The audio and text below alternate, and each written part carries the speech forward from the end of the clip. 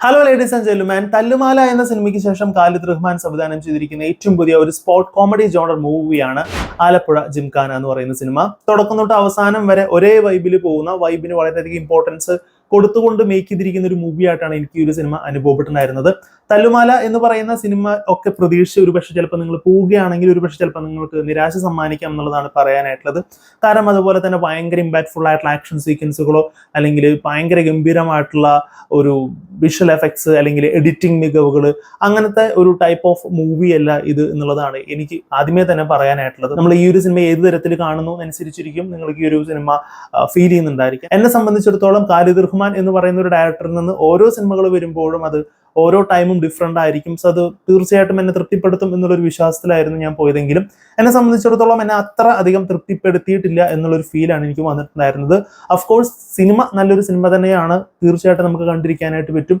പറയത്തക്ക വലിയ പ്രശ്നങ്ങളോ കാര്യങ്ങളോ ഒന്നും തന്നെ സിനിമയിലില്ല. അവരെന്താണോ ഉദ്ദേശിച്ചത്, അവർ നമ്മളുടെ അടുത്ത് എന്താണോ ഇന്റർവ്യൂവിലും മറ്റ് പ്രൊമോഷൻ ഇവന്റുകളുമായിട്ട് അവർ നമ്മുടെ അടുത്ത് കമ്മ്യൂണിക്കേറ്റ് ചെയ്തിരിക്കുന്നത് തന്നെ സിനിമയിലൂടെ കൊടുക്കാനായിട്ട് ശ്രമിച്ചിട്ടുണ്ട് എന്നുള്ള രീതിയിലാണ് പറയാനായിട്ടുള്ളത്. അപ്പോൾ ഈ ഒരു സിനിമയുടെ പ്ലോട്ടിൽ നിന്ന് പറഞ്ഞു തുടങ്ങുകയാണെന്നുണ്ടെങ്കിൽ ഖാലിദ് റഹ്മാൻ ക്യൂ സ്റ്റുഡിയോയിൽ കൊടുത്തിട്ടുള്ള ഒരു ഇന്റർവ്യൂവിൽ ഈ ഒരു സിനിമയുടെ കഥ ഫുള്ളായിട്ട് തന്നെ ഓൾമോസ്റ്റ് പറഞ്ഞിട്ടുണ്ട്. സോ ആ ഒരു ത്രെഡിനെ കുറച്ച് വികസിപ്പിച്ചെടുത്തുകൊണ്ട് തന്നെയാണ് സിനിമയിൽ കാണിച്ചിരിക്കുന്നത്. പ്ലസ് ടു തോറ്റതിന് ശേഷം കുറച്ച് സുഹൃത്തുക്കൾ ചേർന്നുകൊണ്ട് കോളേജിൽ അഡ്മിഷൻ കിട്ടുന്നതിന് വേണ്ടിയിട്ട് സ്പോർട്സ് കോട്ട എടുക്കുന്നതാണ് നല്ലത്, അതിന് വേണ്ടി കുറച്ച് ഗ്രേസ് മാർക്ക് കിട്ടണം, അതിന് വേണ്ടി ഒരു സ്പോർട്സ് ഐറ്റം അവർ ചൂസ് ചെയ്യുന്ന ഐറ്റമാണ് ബോക്സിങ്. തുടക്കത്തിൽ കുറച്ച് മത്സരങ്ങളൊക്കെ വിജയിക്കുകയൊക്കെ ചെയ്യുന്നു ഡിസ്ട്രിക്ട് ലെവലിൽ, തുടർന്ന് അവർ സ്റ്റേറ്റ് ലെവലിലോട്ട് പോവുകയും ഇടികിട്ടി നാണം കെട്ട് പോവുകയൊക്കെ ചെയ്യുന്നു.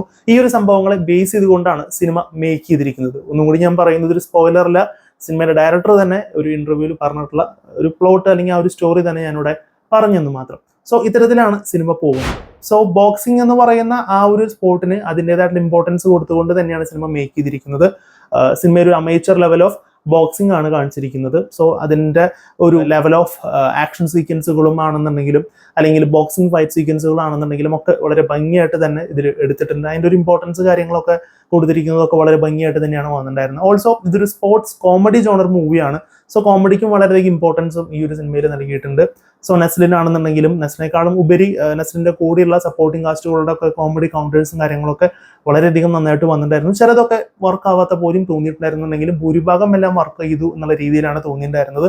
തിയേറ്ററിൽ അത്യാവശ്യം നല്ല രീതിയിൽ എൻജോയ് ചെയ്യാൻ പറ്റുന്ന നല്ല തരത്തിലുള്ള കോമഡികളും കാര്യങ്ങളൊക്കെ ഉണ്ടായിരുന്നു എന്നുള്ളൊരു ഫീലാണ് എനിക്ക് പേഴ്സണലി തോന്നിയിട്ടുണ്ടായിരുന്നത്. മുമ്പേ ഞാൻ പറഞ്ഞതുപോലെ തന്നെ സിനിമയുടെ തുടക്കം തൊട്ട് അവസാനം വരെ ഒരേ വൈബ് പിടിച്ചുകൊണ്ടാണ് സിനിമ മുന്നോട്ട് പോകുന്നത്. അതുകൊണ്ട് തന്നെ ആ ഒരു ഒതന്റിസിറ്റി, ആ ഒരു റിയലിസ്റ്റിക് പരിപാടി നല്ല രസകരമായിട്ട് തന്നെ പിടിച്ചിട്ടുണ്ടായിരുന്നു. വളരെ ഒരു ഭയങ്കര ഒരു നാച്ചുറാലിറ്റി ആയിട്ട് എനിക്ക് വളരെയധികം ആ ഒരു സംഭവം അവർ പിടിച്ചിരിക്കുന്നത് എനിക്ക് വളരെ ഇഷ്ടപ്പെട്ടിട്ടുണ്ടായിരുന്നു. പിന്നെ എല്ലാ ടിപ്പിക്കലായിട്ടുള്ള ബോക്സിംഗ് സിനിമകളിൽ കാണുന്ന ചില കാര്യങ്ങൾ ഇവിടെ കുറച്ച് ബ്രേക്ക് ചെയ്ത പോലെ എനിക്ക് പേഴ്സണലി ഫീൽ ചെയ്തിട്ടുണ്ടായിരുന്നു. അതെന്താണെന്നുള്ളത് നിങ്ങൾ കണ്ട് തന്നെ മനസ്സിലാക്കണം. അത് സിനിമയുടെ അവസാനത്തിലോട്ട് എത്തുമ്പോഴും മറ്റു പല കാര്യങ്ങളോടെയൊക്കെ ഇത് യൂഷ്വലി കാണുന്ന ബോക്സിംഗ് സിനിമകളിൽ നിന്ന് കുറച്ച് ഡിഫറെൻ്റ് ആണല്ലോ എന്നുള്ളൊരു ഫീൽ എനിക്ക് തോന്നിയിട്ടുണ്ടായിരുന്നു. ആ ഒരു കാര്യത്തിൽ ഖാലിദ് റഹ്മാൻ വലിയൊരു കൈയടി തന്നെ അർഹിക്കുന്നുണ്ട്. ഇനി പെർഫോമൻസ് സൈഡിലോട്ട് വരികയാണെന്നുണ്ടെങ്കിൽ തീർച്ചയായിട്ടും പ്രധാന വേഷത്തിൽ എത്തിയിരിക്കുന്നത് നസ്ലിൻ ഗഫൂർ തന്നെയാണ്. സോ കിട്ടിയ വേഷം കിടിലിനായിട്ട് തന്നെ ചെയ്തിട്ടുണ്ടായിരുന്നു. ജോജോ ജോൺസൺ എന്ന് പറയുന്ന ആ ഒരു വേഷത്തിൽ ഒരു കോഴിത്തരമുള്ള ഒരു പ്ലസ് ടു കഴിഞ്ഞ ഒരു ചെറുപ്പക്കാരൻ്റെ വേഷമാണ് ചെയ്തിരിക്കുന്നത്. ആൻഡ് ഓൾസോ ബോക്സിംഗ് പഠിക്കുന്ന വളരെ ഒരു തീക്ഷ്ണമായിട്ട് ഒരു ആഗ്രഹമൊക്കെ ഉണ്ട്. സോ ആ ഒരു ക്യാരക്ടറിലൂടെ വരുന്ന കോമഡികളാണെന്നുണ്ടെങ്കിലും എസ്പെഷ്യലി കോമഡി ടൈമിങ്ങുകളാണെന്നുണ്ടെങ്കിലും ഒക്കെ ഗംഭീരമായിരുന്നു. പലപ്പോഴും പല കോമഡികളുടെ ടൈമിങ്ങുകളും അതിൻ്റെ ഡെലിവറി ചെയ്യുന്നതും അതിൻ്റെ എക്സ്പ്രഷൻസ് ഒക്കെ പലപ്പോഴും ദിലീപിനെ ഓർമ്മിപ്പിക്കുന്ന തരത്തിൽ എനിക്ക് പലപ്പോഴും ഫീൽ ചെയ്തിട്ടുണ്ടായിരുന്നത് വളരെ ഭംഗിയായിരുന്നു. ഓൾസോ ഞാൻ നേരത്തെ പറഞ്ഞ പോലെ തന്നെ സപ്പോർട്ടിംഗ് കാസ്റ്റുകളുടെ കോമഡി കൗണ്ടേഴ്സും കാര്യങ്ങളൊക്കെ ഗംഭീരമായിട്ട് തന്നെയായിരുന്നു വന്നിട്ടുണ്ടായിരുന്നത്. ബേബി ജീൻ വരുന്നുണ്ട്, അതുപോലെ തന്നെ ലുക്മാൻ വരുന്നുണ്ട്, ഗണപതി വരുന്നുണ്ട്, അതുപോലെ ഒരുപാട് കാസ്റ്റുകൾ സുഹൃത്തുക്കളായിട്ട് വരുന്നുണ്ട്. എല്ലാവരും അവരുടെ റോളുകൾ ഭംഗിയായിട്ട് തന്നെ ചെയ്തിട്ടുണ്ടായിരുന്നു. എല്ലാവർക്കും അത്യാവശ്യം നല്ല സ്പേസ് കൊടുത്തുകൊണ്ട് തന്നെയാണ് സിനിമ മേക്ക് ചെയ്തിട്ടുള്ളത് എന്നുള്ള രീതിയിലാണ് എനിക്ക് അനുഭവപ്പെട്ടിട്ടുണ്ടായിരുന്നത്. ആൻഡ് ഓൾസോ ഫീമെയിൽ ലീഡ് ചെയ്തിരിക്കുന്നതിൽ എനിക്ക് വളരെയധികം എടുത്തു പറയേണ്ട പേരായിട്ട് തോന്നുന്ന അനഘ രവിയുടെ പെർഫോമൻസ് ആണ്. പഞ്ചാര പഞ്ച് എന്ന് പറയുന്ന ഒരു സോങ്ങിലൂടെയുള്ള കുറച്ച് പെർഫോമൻസ് ഉണ്ട്. ബോക്സിങ്ങിന്റെ കുറച്ച് പരിപാടികൾ ഗംഭീരമായിട്ട് ചെയ്തിട്ടുണ്ടായിരുന്നു. ഓൾസോ ആ ഒരു സിനിമയുടെ പ്രൊമോഷണൽ ഭാഗമായിട്ട് ഇറങ്ങിയ ലിറിക് സോങ്ങിൽ തന്നെ നല്ല രസമുണ്ടായിരുന്നു കാണാനായിട്ട്. സിനിമയിൽ വന്നപ്പോൾ അതൊന്നും കൂടി ഭംഗിയായിട്ട് തന്നെ ചെയ്തിട്ടുണ്ടായിരുന്നു. കൂടാതെ തന്നെ മറ്റ് രണ്ട് ഫീമെയിൽ ലീഡുകളും ഭംഗിയായിട്ട് തന്നെയായിരുന്നു ചെയ്തിട്ടുണ്ടായിരുന്നത്. എടുത്തു പറയത്തക്കത്ര വലിയ സംഭവങ്ങളൊന്നും ആയിട്ട് തന്നെ തോന്നിയിട്ടുണ്ടായിരുന്നില്ല. ഇത്തരത്തിലാണ് എനിക്ക് പെർഫോമൻസ് സൈഡ് ഫീൽ ചെയ്തിട്ടുണ്ടായിരുന്നത്. ദെൻ ടെക്നിക്കൽ സൈഡ് പറയുകയാണെന്നുണ്ടെങ്കിൽ ജിംഷി ഖാലിദാണ് സിനിമാറ്റോഗ്രാഫി കൈകാര്യം ചെയ്തിരിക്കുന്നത്. പ്രത്യേകിച്ച് പറയേണ്ട ആവശ്യമില്ല. ചെയ്തിരിക്കുന്ന പണി വെടുപ്പായിട്ടും കിട്ടിലനായിട്ട് തന്നെ ചെയ്തിട്ടുണ്ട്.